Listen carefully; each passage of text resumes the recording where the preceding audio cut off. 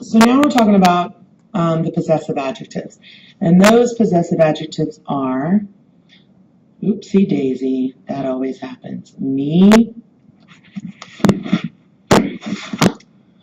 and mis, tu and tus, su and sus, nuestro,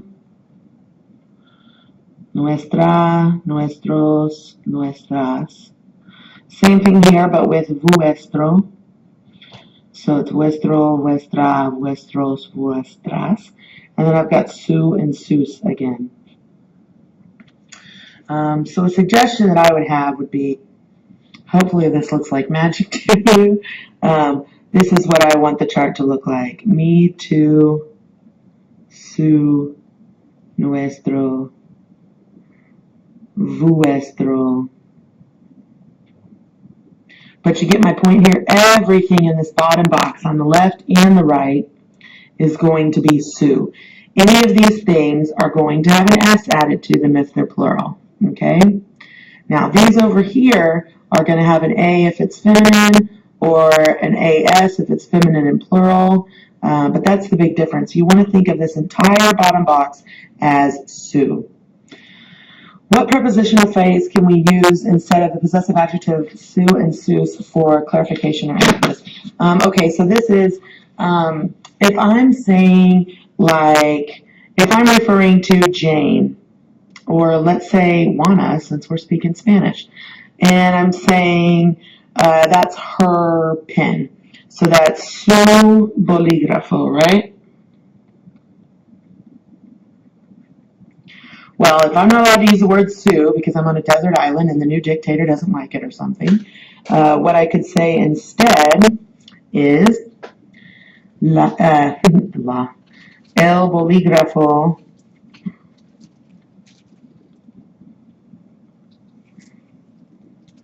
de Juana. And that's like saying Juana's pen, right? And that de is the prepositional phrase that we can use. So de is your answer there. Okay, now we're talking about vocabulary. I'm really not going to go through this entire list and go through and tell you what every vocabulary word is. You should know all of them. But I will tell you that for the writing section of the exam, you really need to be comfortable using these.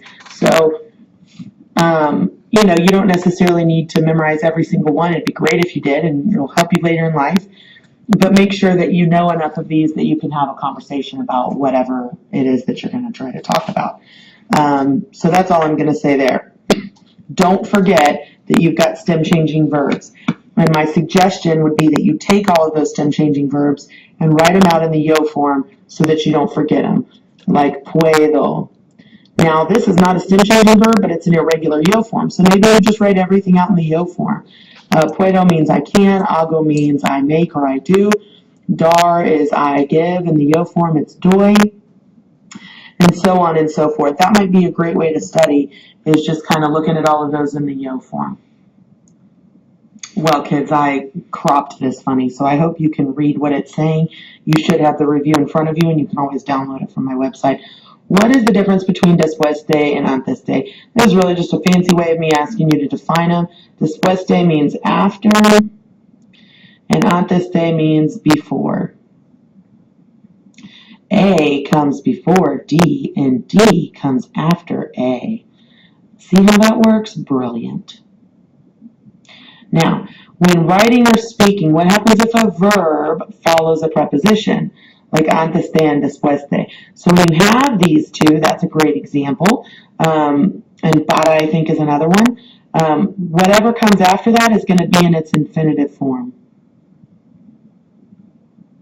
So if I have antes de or después de, it's going to be followed by vivir. Well, that's a weird sentence. Let's say ir a la escuela. And that means to go to school, right?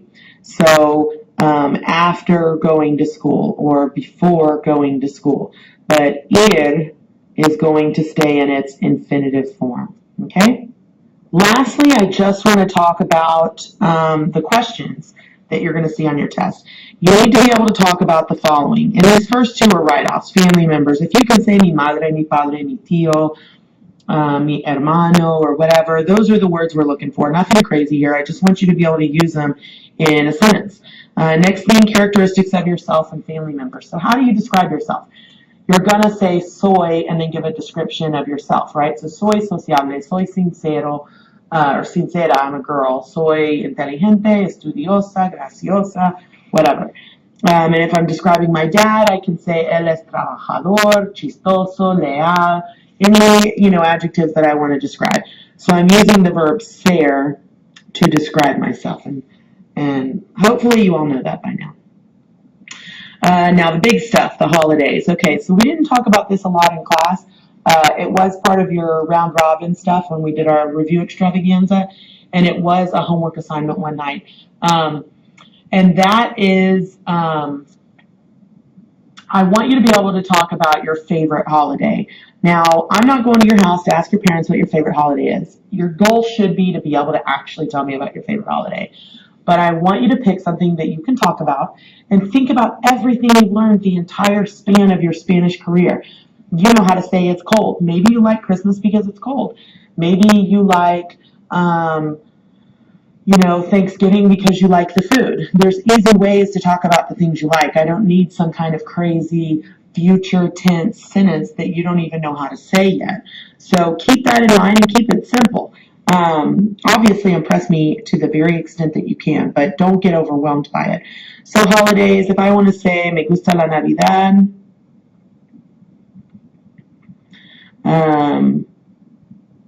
Navidad.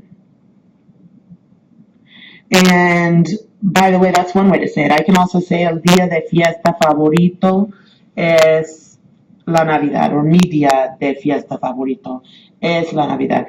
Porque, hopefully everybody here knows how to say because, and then why is it my favorite? Porque hace frío, because it's cold. Porque me gustan los regalos, me gustan los regalos. I'll have to rewrite that.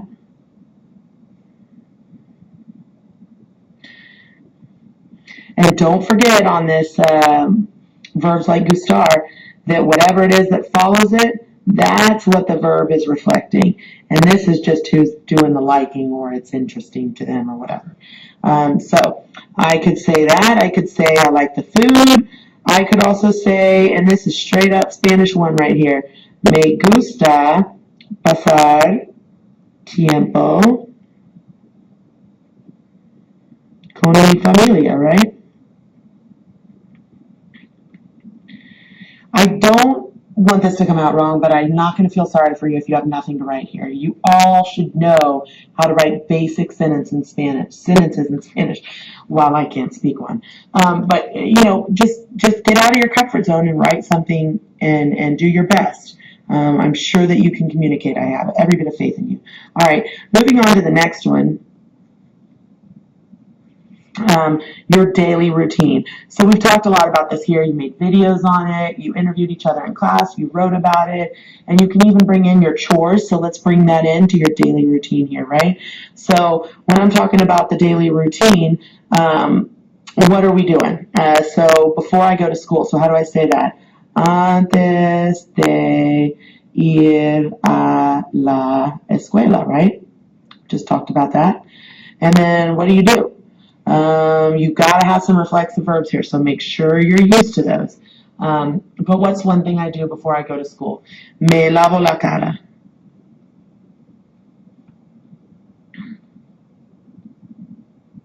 So before I go to school, I wash my face. Okay?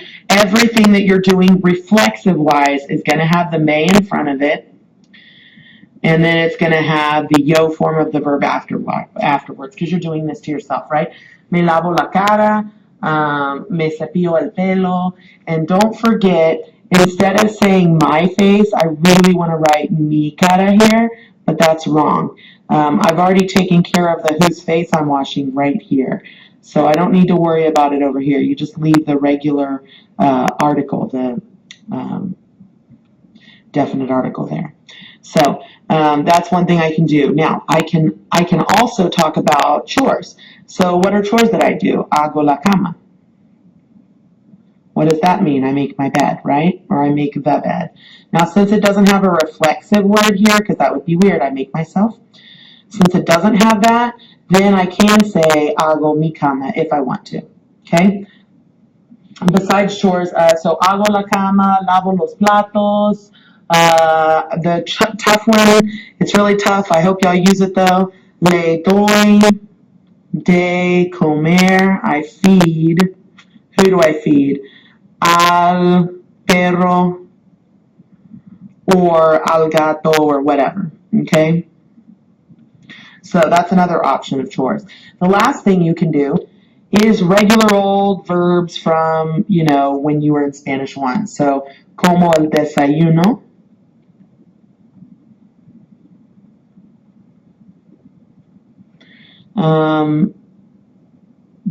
Whatever else. Hago mi tarea. So there's all sorts of things you can add there. But that's about it. I want you to be comfortable with this. Your writing portion of your test is 30% of your grade. So I wish you the best and see you in class.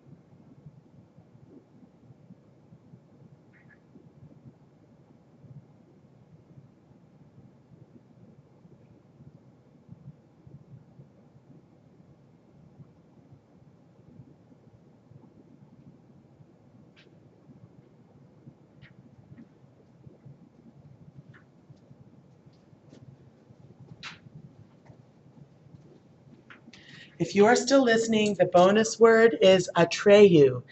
Atreyu.